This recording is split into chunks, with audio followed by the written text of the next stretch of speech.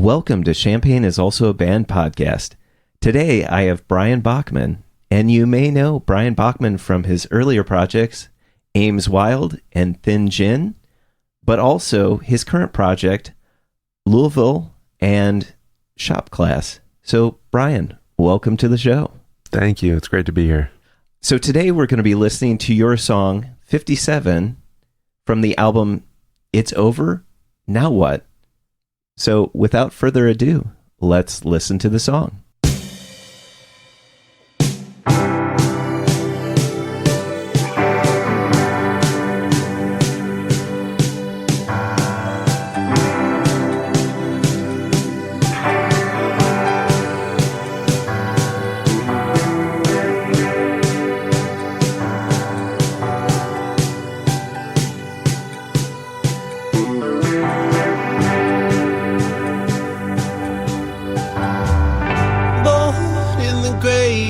War, soaking low-light paper with Roosevelt's horse. Child, learn who your heroes are. They carry scalps with a clear head and featherlight heart.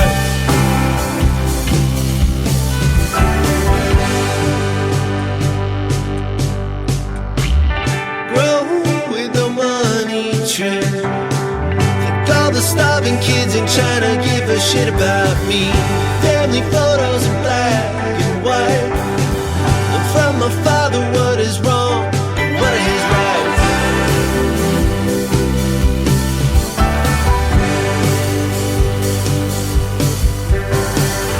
Boy, learn to stifle cry.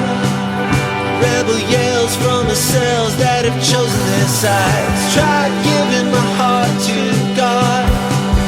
Leave my mother alone. Are you listening? 1957 came. I echo back, though we may not be speaking again.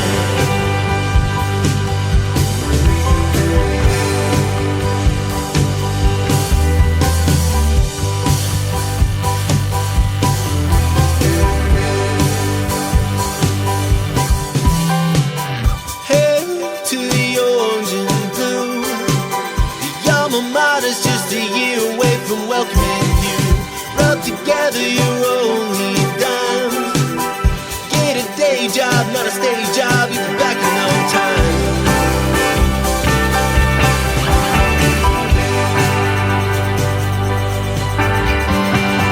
Shag rug on the kitchen floor.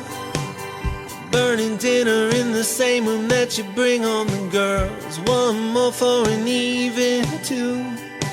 Are you help? I need help. Well, I guess I do. 1967 came. I never know the parts of me that I tuck away.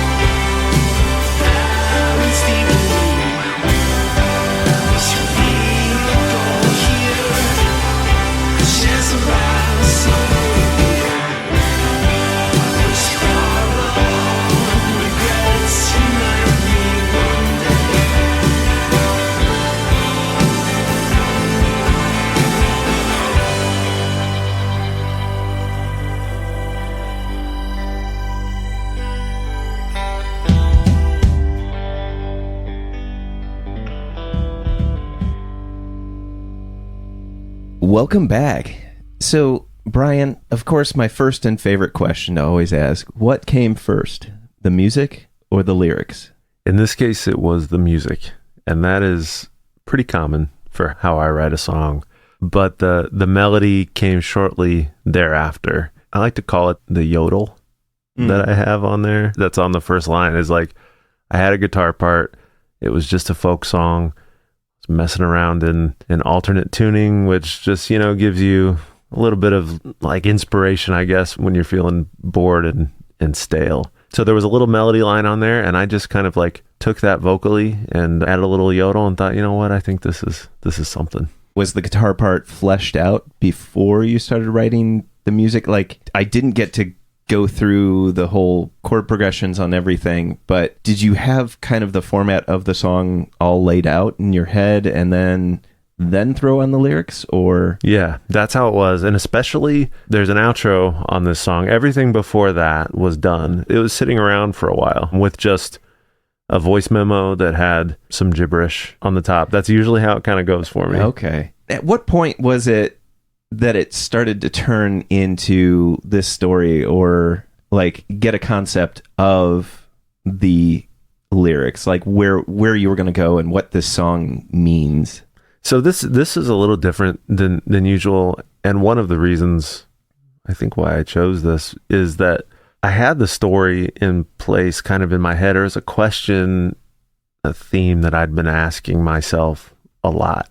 With the gibberish lyrics, oftentimes it's like you just start building it out and you start to get a little bit of a cadence, and you're like, oh, I like where that vowel hits there, or I like running these consonants really quickly together. And then you start throwing in some random words. I'm talking about falling and home a lot. When I'm doing that, I don't know why those come into my head, but eventually then there starts to be a little bit more to it. And then you get to like take some lines that you have. Like I just have lists, hundreds and hundreds of lines that I've just written when I was driving or in the shower. Like, well, that's interesting. And try to put those in my phone in a voice memo or something like that. And then you start picking through that. This one was a little bit different in that it kind of started that way, but then I had this idea of something that I wanted to talk about and a question that I've been thinking about. I've been trying to parse through in my mind what, I'm guessing the 1957 was the point, and I was trying, or is what you're referring to in, the apostrophe 57. Yeah. And I was thinking about, I don't mean to like put too fine of a point on it, but it hits me as this relationship between someone and their parent.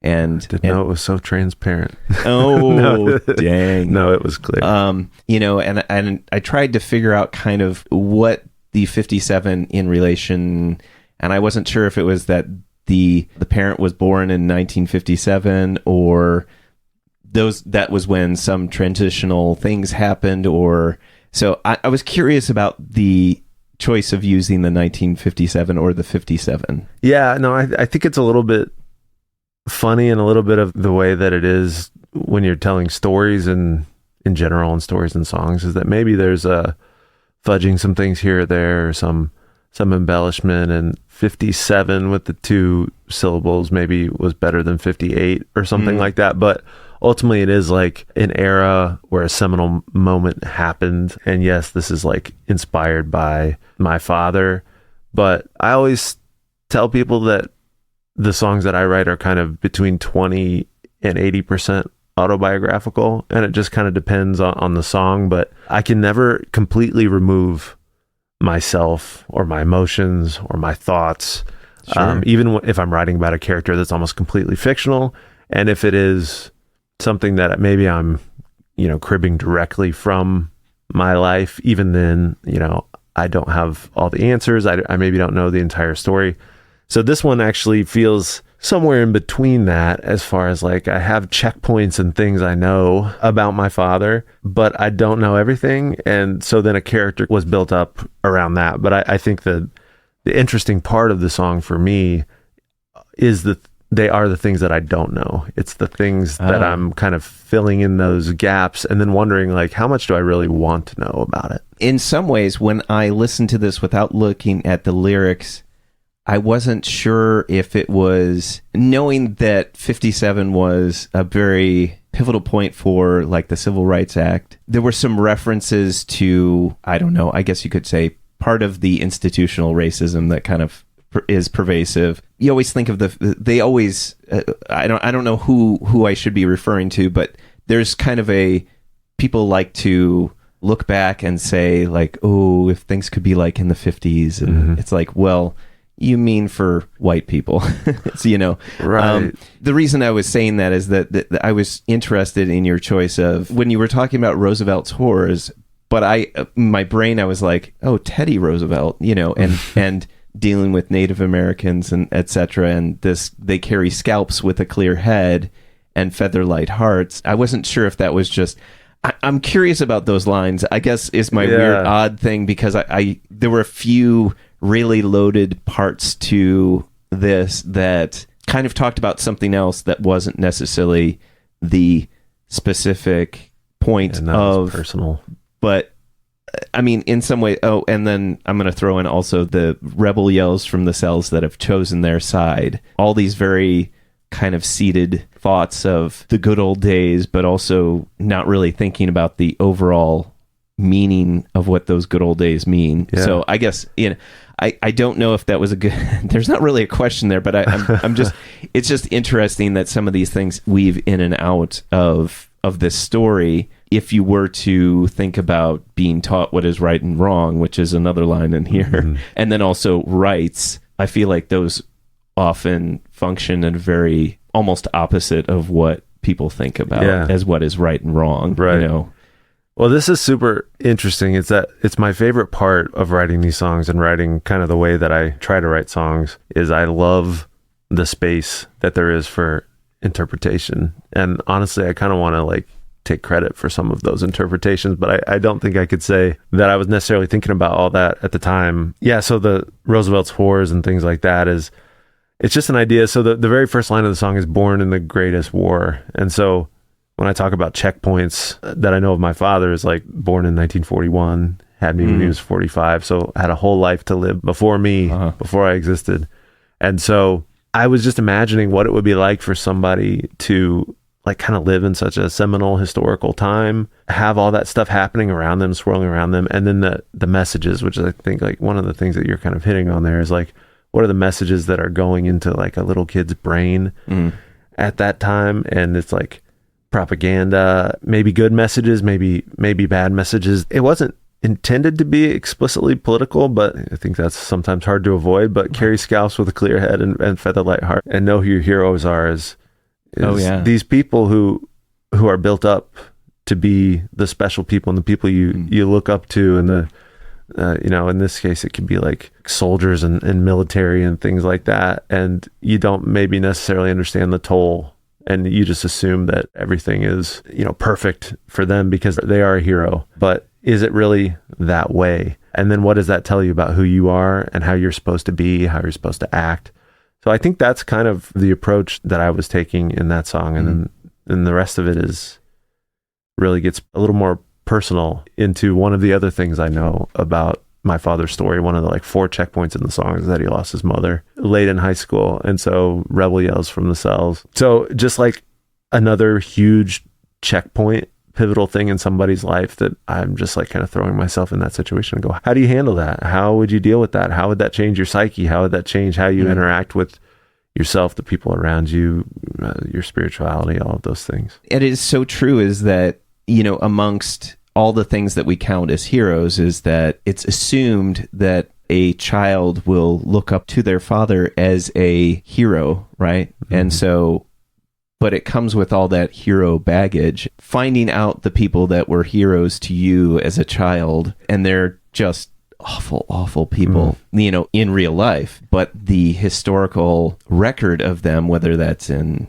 music, art, TV, history books, it somehow glosses over anything. You have to grapple with how that affects the way you interacted with what they were creating, the way that it changes really kind of has an effect on your past and the nostalgia you feel. Should I feel that way? Can I still feel that way? It's definitely something that is a struggle to kind of wrap your mind around. Okay, so I'm going to call the 1957 Came, I Echo Back. That would be the first chorus. I think of that as the chorus. Yeah. Okay. Well, it was funny because I was the whole thing is this long narrative that takes you on a journey, but then I was wait, you switch up in between some of the verses as well, and so it sometimes hits like it's going to be a chorus because there's that change in tone, but that was what I kind of landed on as that's the chorus. But Are you an alumni of U of I? No, I'm not. I grew up in the shadow of the university. My father was on the sidelines for all the football games. We like loved all the sports and stuff. So, and yeah, now I work there. So it is just like kind of ingrained in my life, even though I didn't attend. That first section before the chorus, the verse is, because I feel like there's a couple verses in there. Like, I thought that this might have been you getting accepted into U of I, and like, well, and I know you did say, and I should hesitate to say you, I meant like the protagonist in the story is getting accepted, but then it's also not only, it's like, it's a joyous occasion, but then it's like, oh, how are we going to pay for this? Like, how is this even going to be, how are you going to get to attend even though you made it into the university?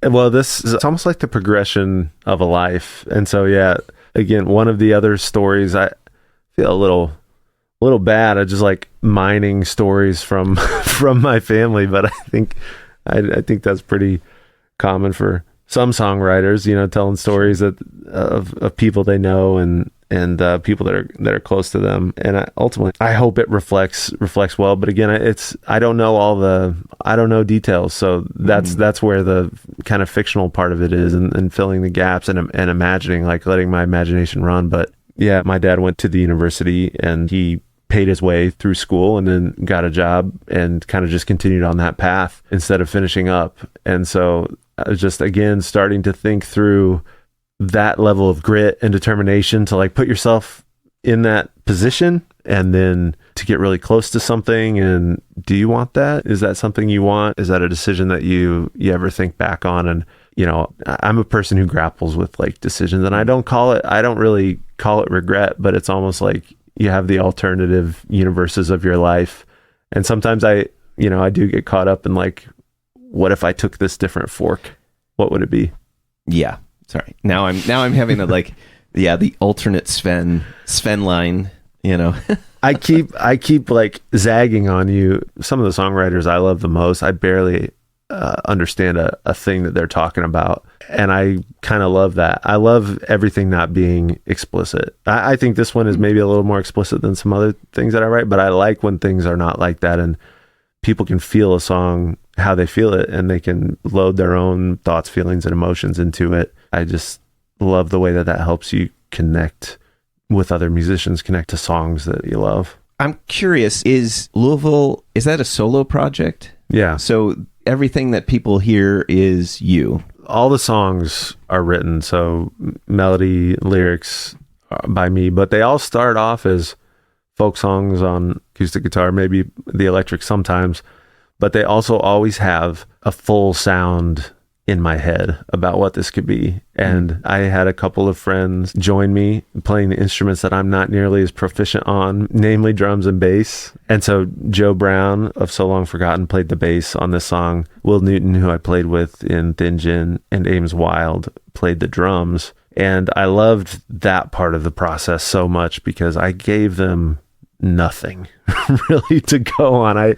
I didn't give them that much instruction. I wanted them to be able to, you know, have the freedom, but I could also understand how it may have been frustrating for them, because it'd be like, if you just tell me what to play, this might be a little bit easier. But they did such an amazing job getting to a better version of what I could have even imagined. Well, and I was curious about your choices of arrangement, because some of the elements in this song are so light, and then I would say like the snare is particularly aggressive, isn't it? But like snappy. There's like a nice low, a buzzy synth in there somewhere, and it kind of adds these contexts of maybe foreboding, or I guess whenever I hear like the steady clicking off, kind of like a metronome or something like that snare in that beginning, my brain always goes to, this is about the passage of time. So I was curious about some of those choices, but was that something that you instructed, or is that something that just kind of came out in this process of like,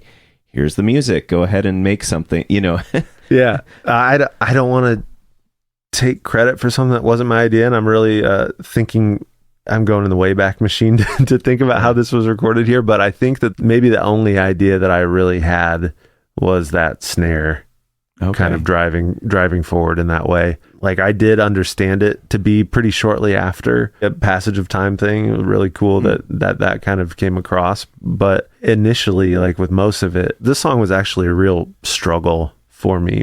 One of the reasons it's one of my favorites, getting the sounds to kind of coalesce into something that made sense and was cohesive, took a lot of trial and error. And this was one that was just kind of sitting, even as I was like mixing things, it was sitting on the back burner and was not working very well. And so like the bass, that fuzzy bass was recorded and it wasn't sitting well with everything. So what do? Try to get weird with it and throw on a bunch of fuzz. I love fuzzy overdriven sounds. I love it in the guitar. I love it. Right. But this one already kind of had a very clear guitar line and that part felt set in stone to me. So where do you go? You go to the bass to add the fuzz. And that's not something that I hear very often. So I was like, interesting enough to do something a little different. It's funny, though, that the character of fuzz on an instrument, any kind of instrument, can either have a blanket feel in your mind or like an aggression feel. So it's these two very contrasting elements. I was curious about that choice, and it sounds like that was one of those things in the context of listening to the song. It needed something different. Do you think of it as kind of a warm thing, or do you think of it as... I think of it as a warm blanket. Okay, I'm in that camp. Every time I hear it, it's just like, it's just wrapping up in a warm blanket. When I first listened to it, I did not clock that. And then when I was listening to it later, I was like, oh, okay. Well, it's a new texture that you didn't notice before. And I kind of like songs that just kind of surprise you. It can take multiple listenings and still show you something new. And I appreciate that. I think I'm going to make this the part where I tell you what my favorite part of the song is. All right. After that first chorus, I like the change that happens at the beginning of that Hail to the Orange and Blue.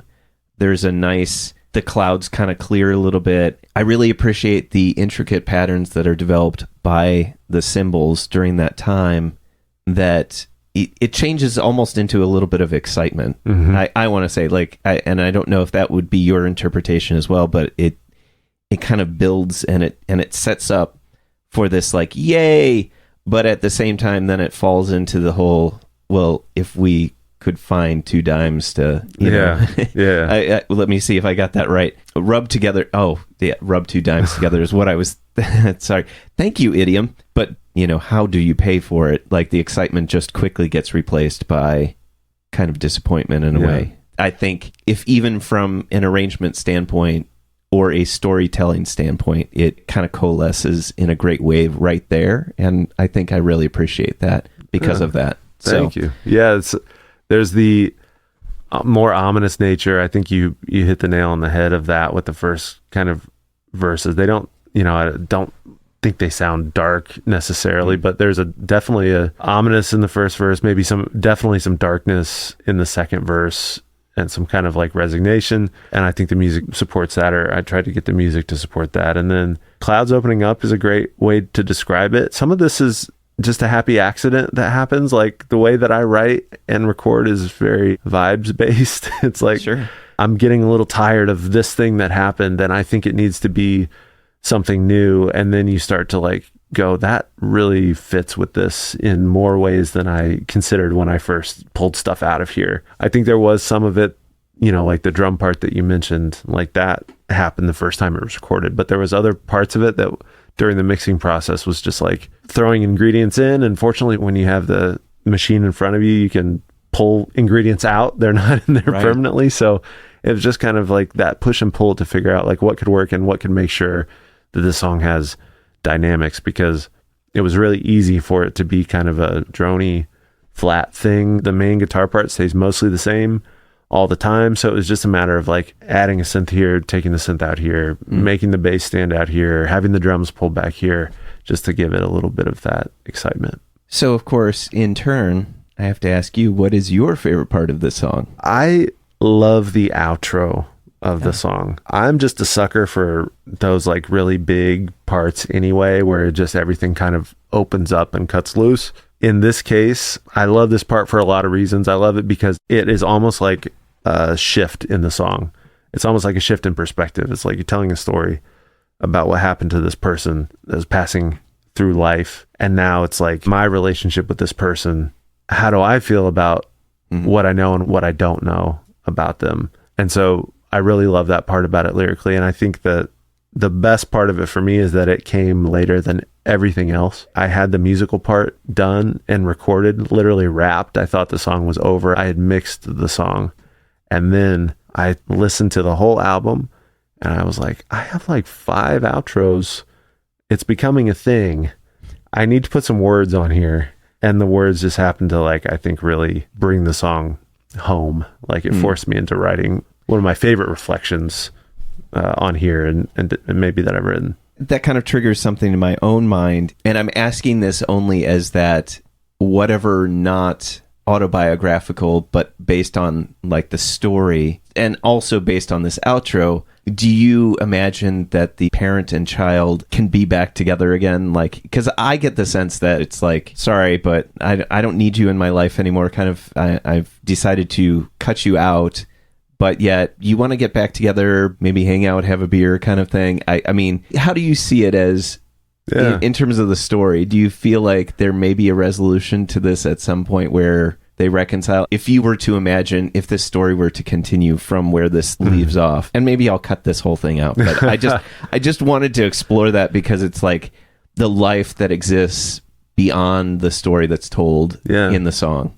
I see it as there's a warmth there and the relationship never broke. There's the type of fondness that you need to be able to wonder whether you want to know more. It's to say that like, we've got a good thing going on here, but if I dig further into knowing more, will that break things? It's like, I have so much love for you. Is this a path you really want to go down? Maybe you have really good reasons why I don't know this part about you. Maybe I'd be afraid of what I would find out, not about you, but how it would reflect on me. And maybe it would give me complexes to know, especially if you think about it in the father-son relationship. You know, I think a lot of people grapple with that as like being very similar, like wondering the ways in which they're similar and how they're going to maybe tread the same paths. So that already shows a little bit about my thoughts about how this song ends. I see it as like it's been discovered, or it's just finally the last straw has fallen, or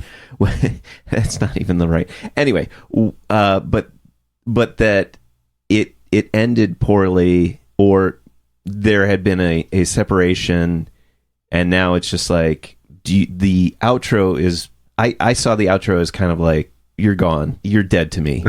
But that's interesting. But that's also, you know, I can be somewhat pragmatic, so I could see where my own interpretation would be like, nope, that's it, done. Yeah. There's nothing worse than realizing that a parent is just as human as you sometimes, you know, where you're... I think that's a big part of this whole thing is, and it doesn't, you know, have to be parent or family, but when you start to see them in a different light and you start to see that they're people and not just like the machines who disciplined you or told you when to eat, when to go to bed, people with their own lives, their own inner thoughts, their own inner world, their own interactions that you know nothing about.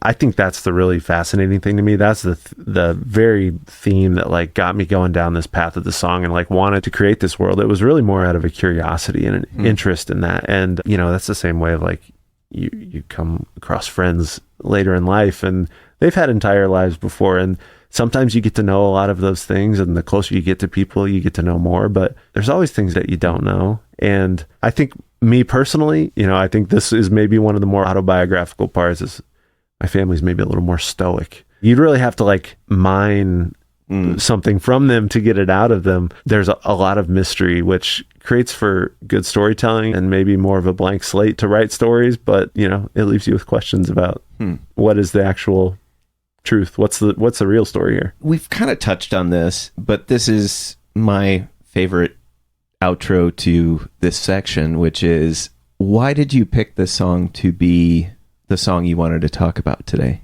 I picked this song because of the struggle and because of, well, first of all, I think that to be on Champagne is also a band, and this song has Champagne in its DNA. It seemed appropriate.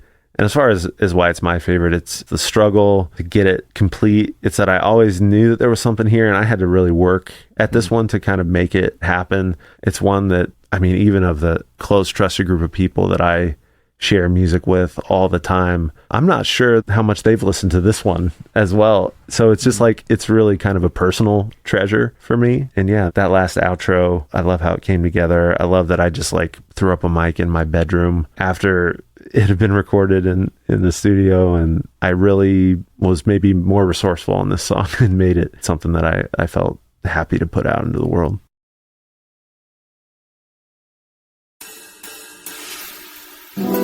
Champaign is also a Band podcast is proud to support Jubilee Cafe. Jubilee Cafe is a free weekly meal program at Community United Church of Christ, 805 South 6th Street in Champaign, Illinois. Jubilee Cafe serves a home-cooked meal from 5 to 6:30 each Monday. Their mission is to feed hungry people by cooking healthy, delicious meals and by serving their guests restaurant-style with servers waiting on tables. Jubilee Cafe is open to anyone who cares to eat with them. Because food insecurity among students is so high, they serve students as well as others in and around the Champaign-Urbana community who struggle with hunger.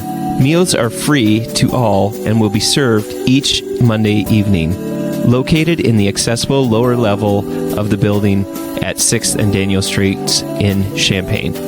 For more information on the meal or how to volunteer, go to the Jubilee Cafe CUCC Facebook page or email them at jubilee.cafe@community-ucc.org. That's jubilee.cafe@community-ucc.org.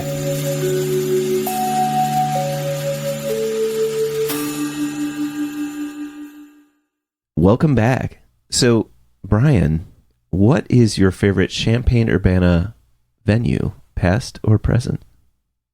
My favorite place to play was the Cowboy Monkey. I played there several times with Thin Gin. That was one of my previous bands, and there was something about that place. I think the stage, it had like that nice tall stage. It opened out into the little courtyard, and you know, you just kind of like the back doors right there. You got to see people coming in and out, getting ready. Like, it built up the anticipation for a show there. I feel like all the best shows I played just happened to be there. So fond memories in that respect. And I don't know what it was, but like the stage was like the perfect height. Mm-hmm. And I feel like it could feel like a big venue, but it wasn't. Right. And it still could hold a whole bunch of people.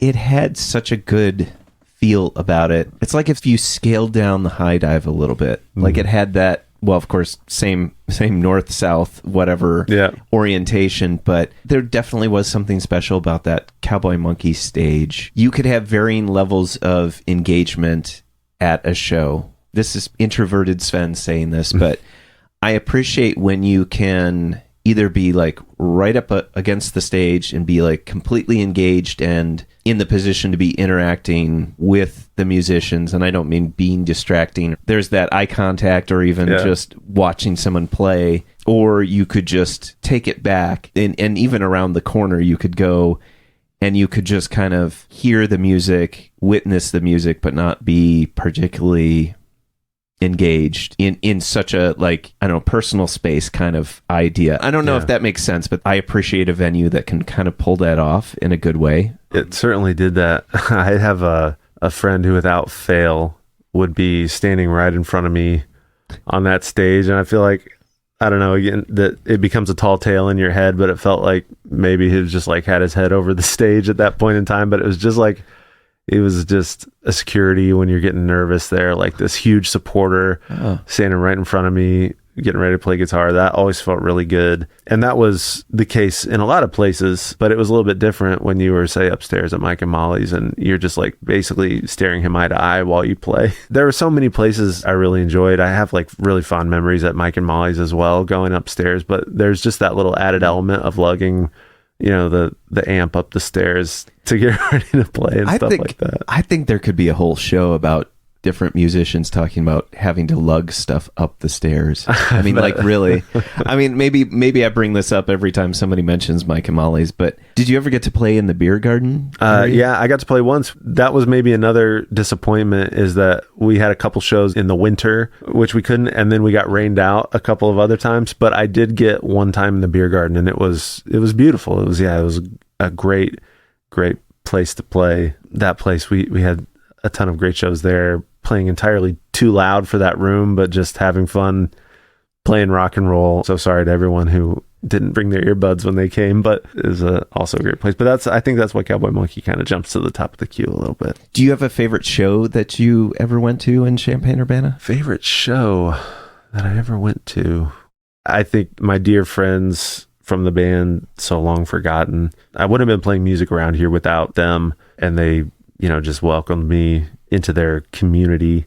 And I had missed like a good portion of when they had been touring.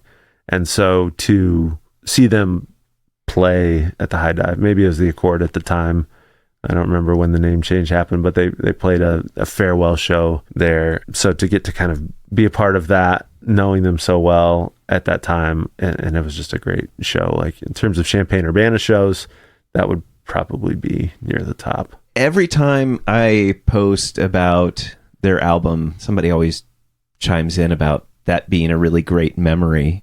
Sometimes I get people responding to the daily releases, but that one sticks out in my mind as a lot of people will mention that one specifically as a really good memory, is hearing them at the High Dive or Accord. But that sticks out to so many people as a great show and something they'll always remember. I miss that High Dive as a venue. Not being down here anymore, I don't know the landscape as well, and it feels like a lot of the places that I went to quite a bit, and certainly the places I played at, don't do that anymore, which I'm sure is a little bit bittersweet for some, but man, so many good things to hold on to in terms of what the scene was at that time for me personally. Depending on who the musician is and what time they were part of the scene, there will be mentions of like Mabel's and Trino's and Nature's Table. In the time that I've been here, they no longer existed, but at the time, those were the place. I feel like that's just kind of a natural evolution of, new venues coming in with new ideas or old ideas, but... One of the early shows that we played, the very first shows we played as the band Thin Gin, which is the band I played out live in Champaign the most with, was at the Iron Post. I just have such a vivid memory of this one because we were trying to pull this project together, and we had 2 guitars. I think we had just gotten a bass player, and our future drummer was playing a beat machine, like playing pads and a keyboard. We were trying to do like the indie synth pop, Foster the People kind of thing that was really big back then, like, I don't know, 2014 or whatever. Sure. And so he was up there, and, people would comment after the shows. I think we played 2 shows that way, one at Iron Post, one at Cowboy Monkey, and they'd be like, Will, you don't look like you're having any fun because you're just working so hard up there. You're just basically playing a computer. 2 things happen at the same time with the keyboards and the beats, and so we pretty quickly ditched that, and he just started playing the real drums, and we turned into much more of just a straight rock and roll band. I don't know why I'm thinking about this, but episode 127, Terminus Victor, their first foray into performing, they had a drum machine. Honestly, it blows my mind that was how that was constructed originally, because there's such a good energy now with that drummer. And nothing against having beats generated by a computer. I think that can be really effective, but there's I don't know. It's one of those strange things that, either it works in a weird way or it doesn't work. And the sound can be amazing. I just feel for the people who have to come up with the stage presence in that situation. Some people can do it, but you have to like have a little flair in the way that you twist your knobs and push your buttons, I suppose. So I don't know. I just know that when the drums happened, it certainly gave us a big jolt of energy and was a big sigh of relief for for Will. When you said twisting the knobs in a certain way, it's just, I remember when I want to say it was like late 90s, there was the massive guitar pedal wielding, and no offense to these people, but these people, but the whole, I'm gonna set up a little loop and then I'm gonna twist my knobs and all that, and just like be kneeling in front of in front of the stage, kneeling at stage front. Oh my gosh, I'm saying that all wrong, but being right up at the front of the stage and doing the twisting the knobs and making all the just like, I don't know, it's just that gave me such a visual of like how to try to be very dramatic with when you're just twisting knobs. But I have so much respect for it. Honestly, this is in no way trying to talk trash about anybody who performs with the electronic drums, like a drum machine, or is doing knob twisting guitar stuff.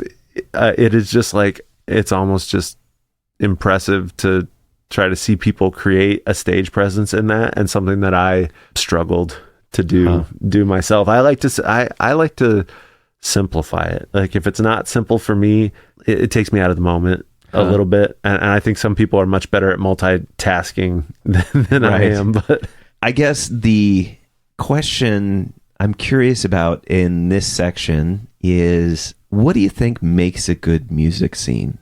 The thing that I maybe respect the most is when there are champions in the scene for other musicians. And I think that comes from a really personal place, as someone who just can't really wrap their head around the self-promotion. That's the part that I hate the most about it all.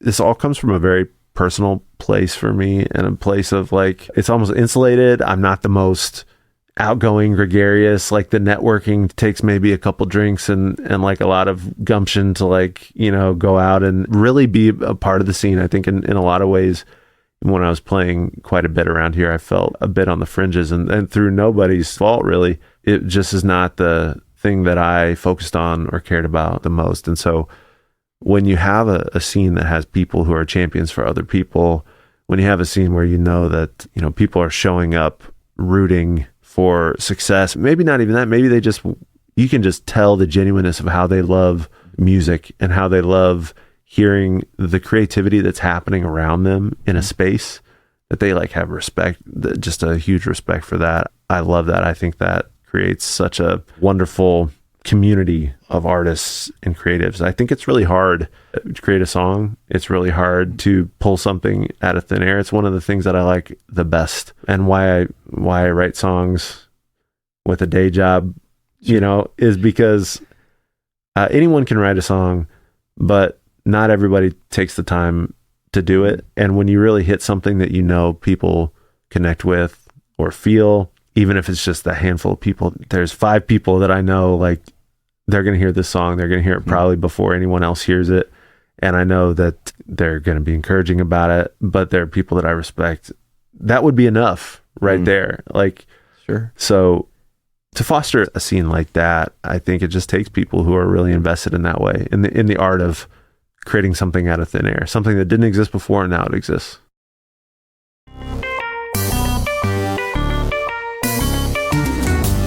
Champaign is Also a Band podcast is proud to support Exile on Main Street. Exile on Main Street, located in the old train station building at 100 North Chestnut Street in downtown Champaign, has been helping to build record collections since 2004. Carrying a wide array of new and used LPs, CDs, and video games. Exile on Main Street has something for just about any music enthusiast and old school gaming devotee. Exile also hosts regular free live music shows on its stage, so be sure to check out their Facebook, Instagram, and Twitter pages for the up-to-date details on the next upcoming event. Open 7 days a week, they can be reached by phone at 217-398-MAIN. That's 217-398-6246. Welcome back, Bryan. What is your favorite non-musical thing or things? My favorite non-musical thing has to be the Liverpool Football Club. Really? And watching those matches every weekend. It has been such a cool experience for the last,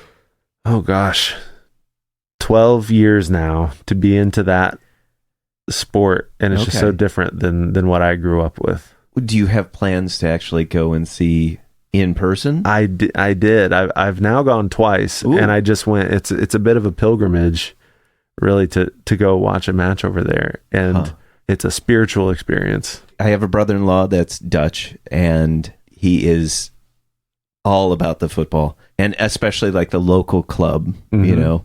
But fun fact, and this may not be Europe-wide, so I may be speaking out of turn, but apparently whistling is a bad thing.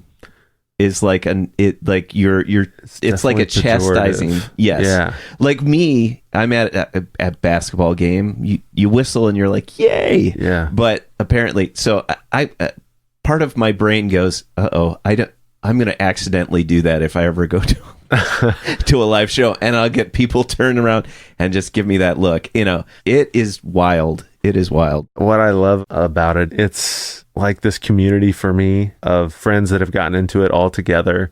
And so we get to enjoy that. Like that's a way that if we're not together watching a match, we're, texting about it. And we went to a match with friends, and it was just like a culmination of years and years of sharing this thing together. And it's just like a little bit different. It turns everything on its head a little bit compared to American sports, and that there's this really supportive atmosphere, like almost like a participatory atmosphere. And it's not to say that doesn't exist here, but it's kind of turned up to 11 over there. And to be an American fan watching that, you're getting up somewhere. It's a morning thing, so you like wake up, and it's a totally different ritual. So then, to experience it with the people of the city, how they experience it in the afternoon, more like we watch our sports. It's just very cool. Why in particular did you fall in love with that club? The friend who introduced me kind of to this music scene, really, he was a huge Liverpool fan with his family. I had played baseball in college. I was a sports person all my life, and that was like, I kind of had these two parts to myself. I had the music and the sports, and I was really jaded about the sports part and was kind of done with it.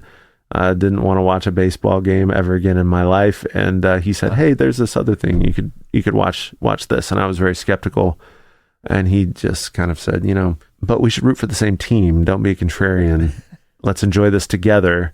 And so I could get on board with that. And then I fell in love with that team, because it's just like working class town. It's a team with history. It's a team that's won a lot, but often, at least now, does it with a little bit smaller budget, which, if you want to be on your high horse as a sports fan, it's nice to not be the team that's the richest, even though if you're one of the richest. So a lot of things like that, a lot of players I could get on board with. And ultimately it just like kind of grew into this love. And the town is a cool town. It's like a kind of a socialist town in Northwest England, and they maybe don't even feel part of that country. Sometimes it feels a little bit of us against them status, and there's just like so much rich history there. Well, Bryan, thank you for being on the show and telling me about your song 57 and the Champaign-Urbana music scene and your favorite non-musical thing. So thank you so much. Absolutely. Thank you for having me. It was a pleasure.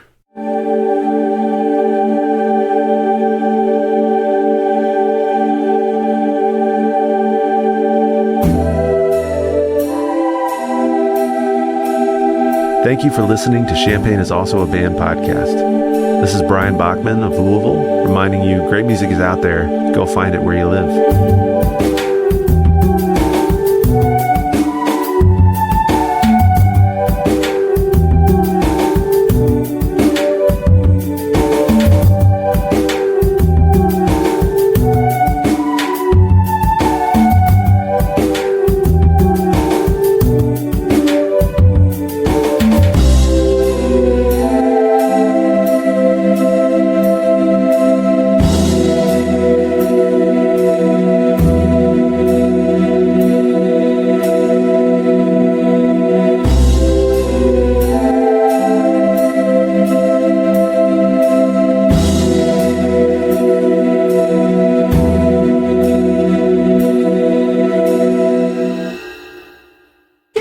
That's a wrap. Champagne is also a band. You almost have an NPR voice. It's so good. Louavull Studio, South Baker, on the inside. It's a spiritual experience.